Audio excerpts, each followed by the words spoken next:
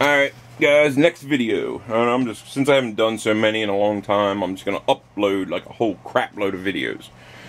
Maybe probably, one every other day or every few days or something. This one's gonna be on Kenyan sand boas and some tricks that I use. Tricks to the trade. Just some things to save you a couple bucks. Here and there. Sorry, I got a snake freaking out in the back, but I've had people ask me where I get my key tags from. This stupid thing. Sorry. They actually changed them a little bit. These look a little bit cheaper, but they still work. These are car key tags, key rings. They come 12 in a pack and this is from, everything I get here is from Harbor Freight Tools. And they are, where are they? $1.29 a piece, a pack. Yeah, $1.29 a pack.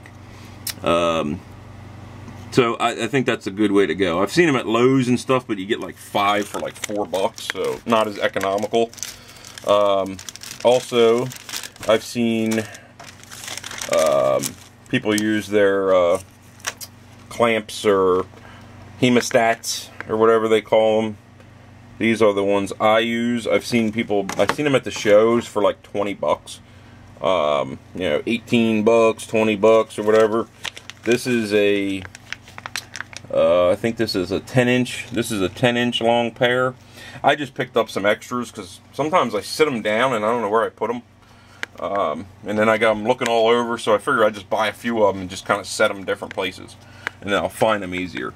The 10-inch hemostat is $4.99 at Harbor Freight Tools, and actually the 12-inch, which is right here, and I think they actually make maybe a 16-inch or 18-inch. I took that one down into the rat room for the ASFs because I don't like getting near them little suckers. They bite me. So yeah, 12-inch, and these I like because they're locking. They're not just flapping all over the place. And I can show you real quick on the one that pack that's already open, but basically it'll just stays like this, and then you can you just push it and it locks back. You can get a good hold on them rats. So that's a couple of the tricks I use. Another trick is I've been using for years. I've been using the 4-inch PVC threaded couplings for my 32 quart racks, like for this rack here, with a 16-ounce deli cup. Well, when I got this Freedom Breeder rack, I started running into where, well, the 4-inch, actually this is one that I don't have one in because I had to go buy more, but the 4-inch PVC coupling with a 16-ounce deli cup was too tall. It actually came up to about an inch below, and the snakes just can't get in there. Smaller snakes can, but the bigger ones, they just can't get in there to get the water.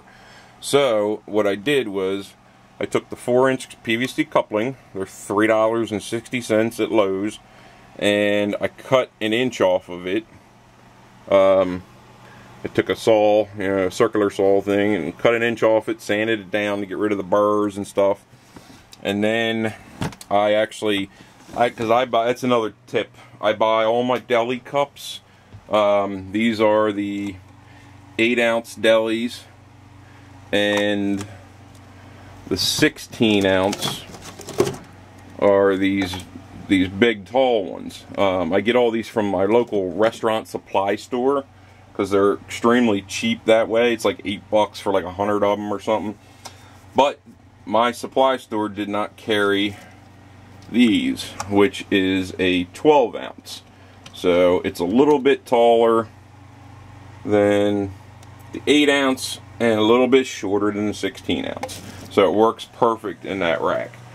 And then in the smaller racks, I use And this is all just because to keep them from knocking the water bowls over. And I like using deli cups just because you can just pull it out, throw it away, put a new one in. And these, in the baby racks, I just use the, this is a rack tub that's been empty for a while.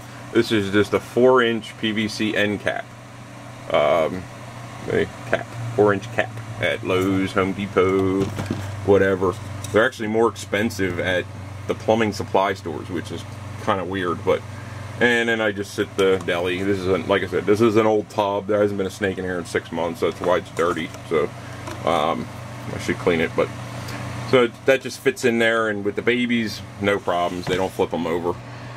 The other thing I did start using was these. I picked these up from the restaurant supply store. You can get, I think I bought 500 of these with for like 60 bucks or something, with a lid. It's a microwave container, and I took my hole saw, drilled a hole in the top, and boom, I got a hide box.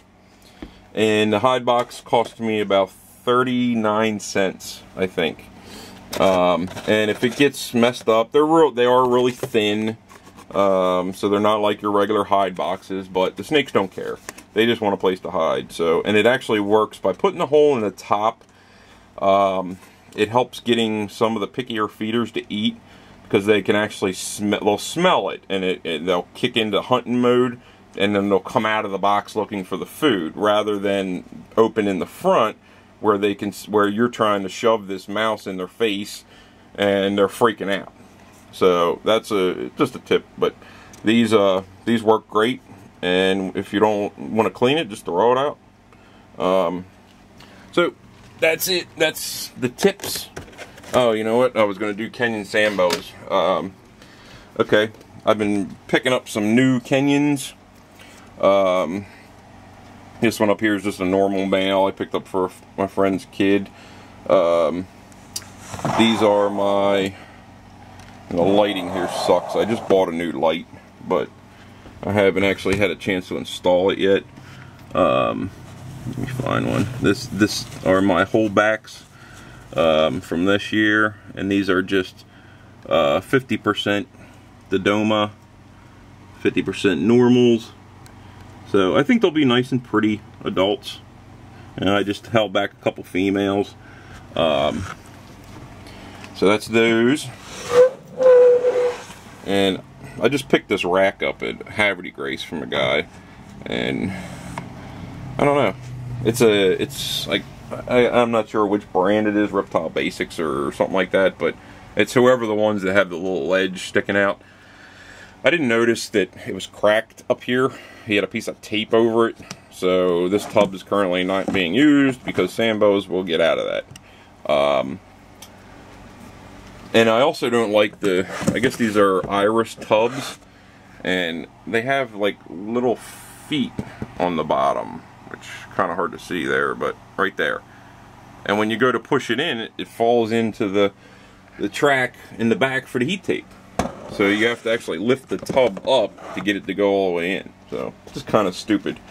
I would use a different one, but here's are just a couple normal females I'm raising up. It's funny how they do look so different, and most of my girls are pretty feisty because I don't have a lot of time to handle my Kenyans. But like this girl is just really dark. I'll try to get her in the light a little bit. Really dark, more yellow color. Not my top pick, but you know, the price was right. So, and I love Kenyans, so I bought her.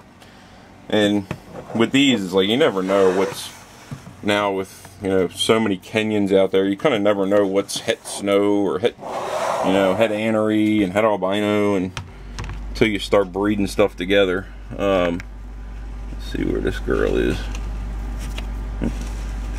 Here's another normal female. I actually picked this girl up from Ian Outback, and she's a lot more high orange, which I like. So that's her. And I've been trying to get more into some other projects besides just ball pythons. But and here's one of my really nice pickups. This is my female anery stripe. Let's see if I can get her out of here. Come on, girl. Don't bite me. And basically, I mean, it's a stripe, but they're not really striped. So, it's a nice black female. Basically, it's a black and white, or black and gray colored Kenyan.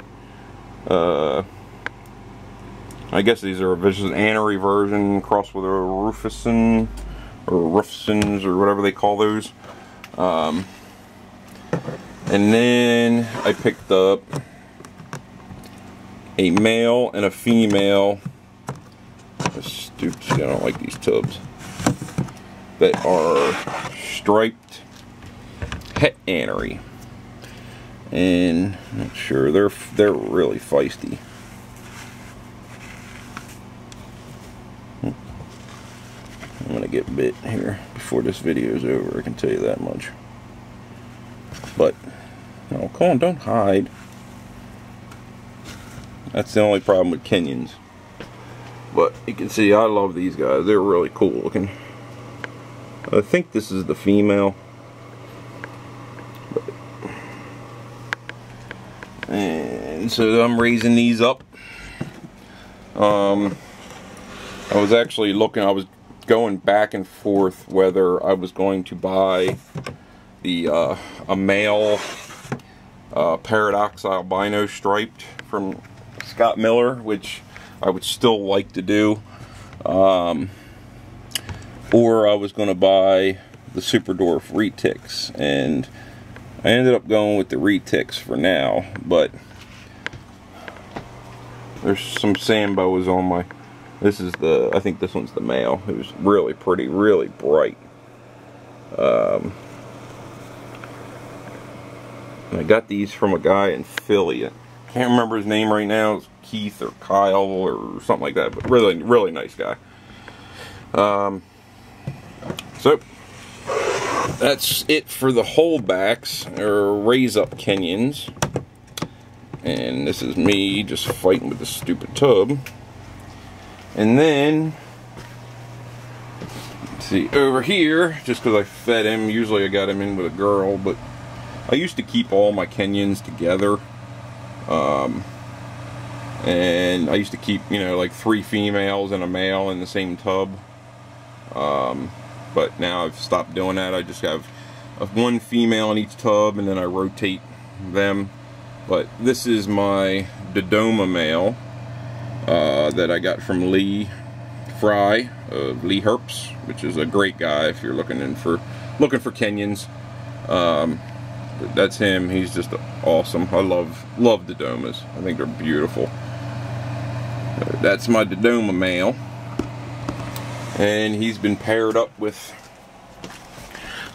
these girls, which, of course, oh, she's hiding. Let's see if I can get her out without getting bit.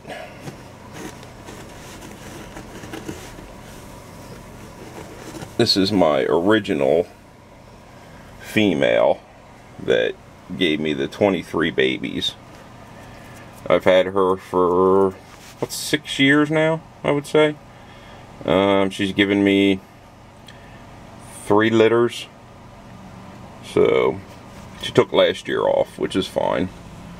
And I don't know if she's going to go this year or not, but let's see. And I got a couple more. I did have 3 girls go in 1 year. Oh, this girl was eating and decided she didn't want to eat anymore, so I don't know what she's doing. She decided she did not want that rat. But this girl's really pretty, real high orange, and let's see if she still wants this thing. You want this?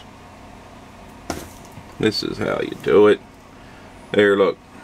Balls of the reptiles feeding video. But this is, let me see if I can pull her out a little bit. This girl's real nice, real pretty. all big girls. And I feed them, I usually feed them 1-2 rat pups a week. And this girl I think is gravid. She's in shed. See if we can get her out without getting bit. She's in full shed. Nice big girl. Big girl. One thing I can say about Kenyan sand boas, I've never had one get a respiratory infection. I've never had one get mites. They always eat. I've never had one refuse frozen thawed. Except for babies. You know, some babies can be a little picky. The only issues I've ever had with them is that they will overeat. And sometimes, you know, when you end up with a couple extra mice left over in the, you know, that you're feeding and nobody else will eat, and you give it to the Kenyan, and you give it to another one to the Kenyan, you give another one to the Kenyan, and tomorrow you come in and you smell dead rat. And because they spit them back up. But they will eat whatever you give them pretty much. They'll just spit it back up if they don't want it. So I've noticed I have had that problem, so I do try